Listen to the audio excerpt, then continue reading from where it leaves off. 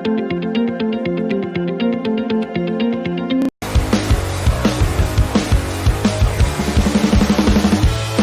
everyone, welcome back to the channel and welcome back to Vinyl Legends. Today we're going to go over Unknown Pleasures by Joy Division. I've got two of them. But it was a very difficult video to make, or it is going to be, because I don't have a favourite Joy Division album. I have the same problem with Joy Division as I do with the Beatles, where all their albums are masterpieces. And I know there's only 2 Joy Division albums with a bunch of singles and, well, there's an EP before. Anyway, both Joy Division albums, both these albums are classics. They're both 10 out of 10 masterpieces, and I had to do a Joy Division video, but I just couldn't make my mind up of which one I wanted to do. But in the end, I settled on Unknown Pleasures, as that's more of a they're both complete albums, but it's more of a unique experience when it comes to music. So yeah, let's get straight into it.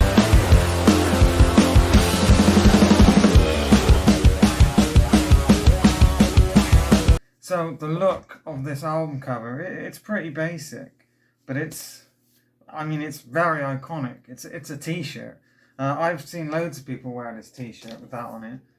I believe isn't it a heart rate monitor that they sort of shrunk down or something like that? I'm not overly sure. And then the back again, just really simple. I love that door. It's really, really spooky and cryptic. And then I'll show you I love, it's not like side 1, side 2. It's outside and inside, which is great because their second album, Closer, doesn't have any sides, as in it doesn't tell you which side is side 1, side 2, which always bugs the hell out of me. Anyway, this is the 2019, I think it was 2019, yeah, 40th anniversary edition, which is obviously white, and it comes on a nice red vinyl. Now unfortunately I can't actually listen to this version. This version skips and stutters, and it's just, I think it must be damaged or something, but it just looked really cool to take back. It was hung up on my wall in a frame for the longest time, and I just didn't want to, obviously, it's just a pain in the ass to take it back, so I decided I'd keep it, but it doesn't sound the best. But I mean, I actually like the fabric. I can't really show it to you or make sense of it. You need to feel it, but it comes on a really nice fabric rather than just the plain old cardboard, or yeah, cardboard. Anyway, let's talk about the backstory of the band, because it's kind of cool. So 2 of the band members met at a Sex Pistols concert, and that's where they got the idea to start their band. Now, they were originally called Warsaw, but to change their name, they had to change their name because there was already a punk band in London called the Warsaw Pack. And they got their name. Joy Division comes from the sexual slavery, I've got it behind me, the sexual slavery wing of the Nazi concentration camp, unfortunately. From the book or novel The House of Dolls. Ian Curtis and the band, they were really, the first EP they released, I obviously don't have it. It had a picture of, I think it was a Nazi drummer boy or something like that. And it was really controversial. And Joy Division, the name Joy Division comes from a very controversial place. But it's not, it was never actually part of their music. Like, they didn't do anything racist or homophobic and none of that stuff. It's just a really, really cool name that has an unfortunate backstory. Now, unfortunately, they would only release 2 albums. As Ian Curtis is an amazing songwriter, and he suffered a lot with mental health and epilepsy, and it shows up in a lot of his lyrics. And unfortunately, I think he's part of the 27 Club, or I might be wrong there, but he would unfortunately take his own life. And he had epilepsy, and he had epilepsy seriously bad. He he would have fits and just break down on stage. And yeah, the band members knew that his state was deteriorating. And unfortunately, this was the late 70s, and we didn't understand mental health back then. But a lot of what he would have had to go through in the mental health system back then is still around today. It's still fucked up now, you know. So back then it was even worse, and he couldn't get the help he needed, and unfortunately, yeah, he would take his own life. The band members left behind would then go on to form New Order, the 80s post-punk, well, post-punks, or whatever you want to call them, band that would be huge in the 80s. But yeah, the legacy of Ian Curtis in his songwriting and his singing on these two albums should never be forgotten. He is just amazing, and you know, it really is something special, because I had gotten really into the Smiths, and I was looking for more bands on that style, that sort of less than, you know, I don't really like take REM's Shiny Happy People. I know that I don't like that sort of happy-go-lucky music. You know, my favourite kind of music is a bit sadder, like Joy Division and the Smiths and some of the Oasis cuts.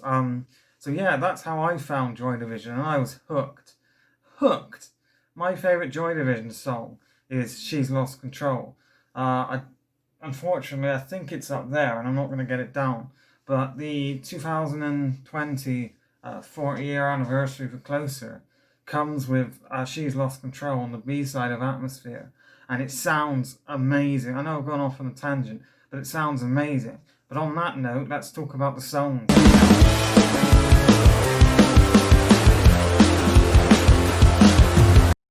So the album starts with a song, well, it starts with Outside, which is side one. I'm out of breath. And that starts with Disorder, which Disorder begins with these amazing drums and this fantastic guitar riff and bass line.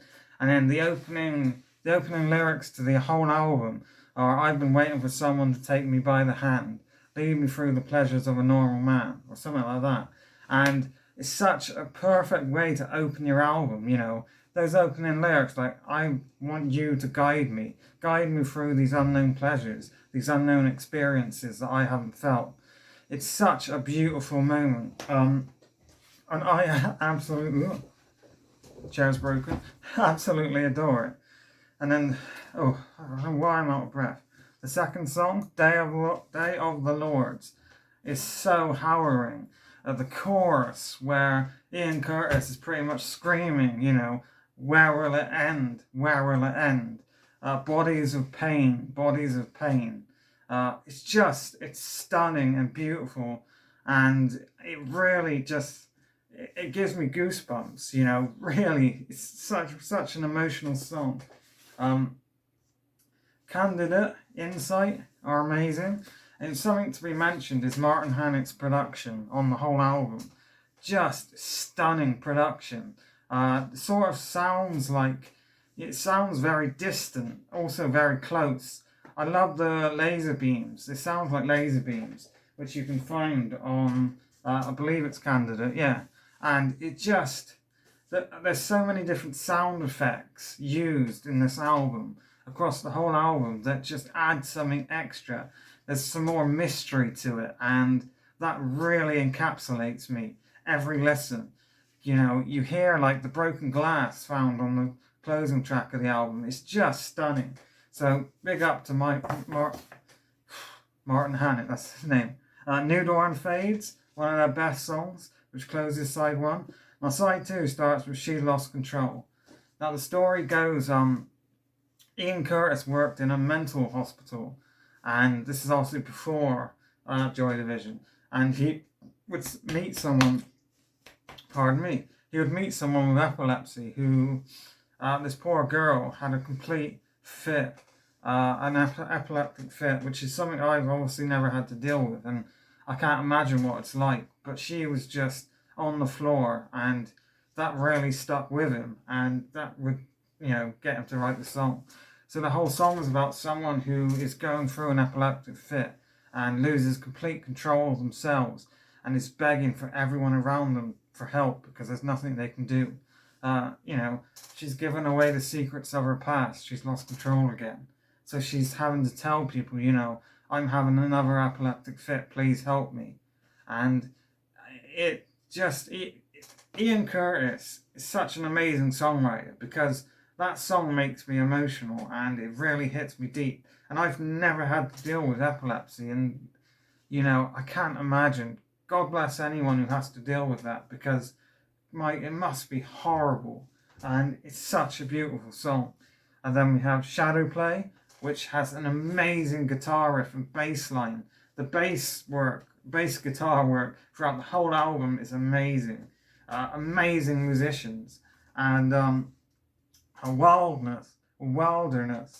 Wilderness, yeah, I'm going blind, is an amazing song. Interzone.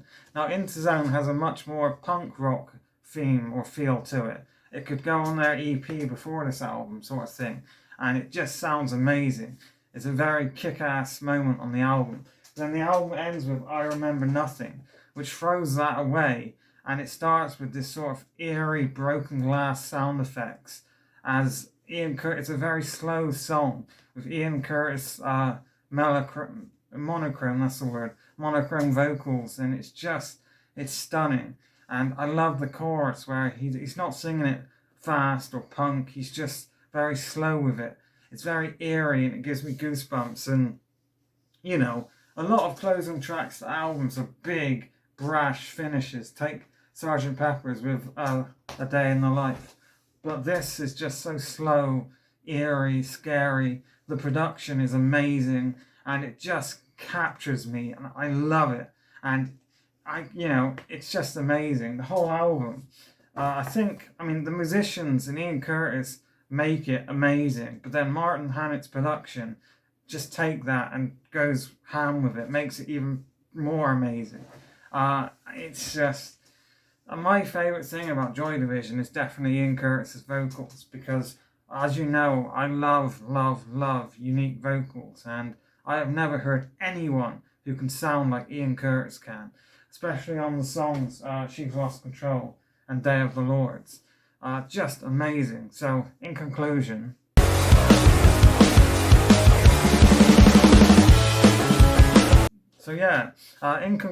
the band's run would unfortunately be short, but the 2 albums they released in their short run are some of the greatest albums of all time. Easily. If I did a top 100 albums, these would both be in the top 30. Unknown Pleasures is in my top 10, obviously being in this series. But then Closer's got to be in top 20.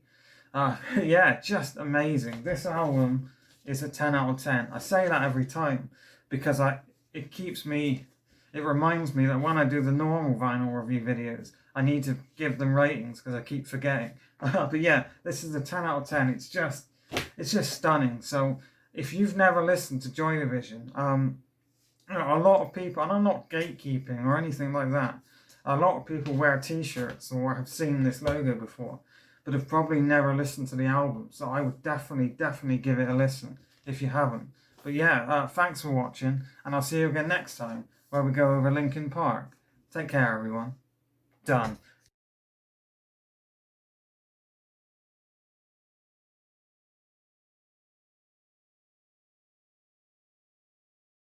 For a guy to come and take me by the hand.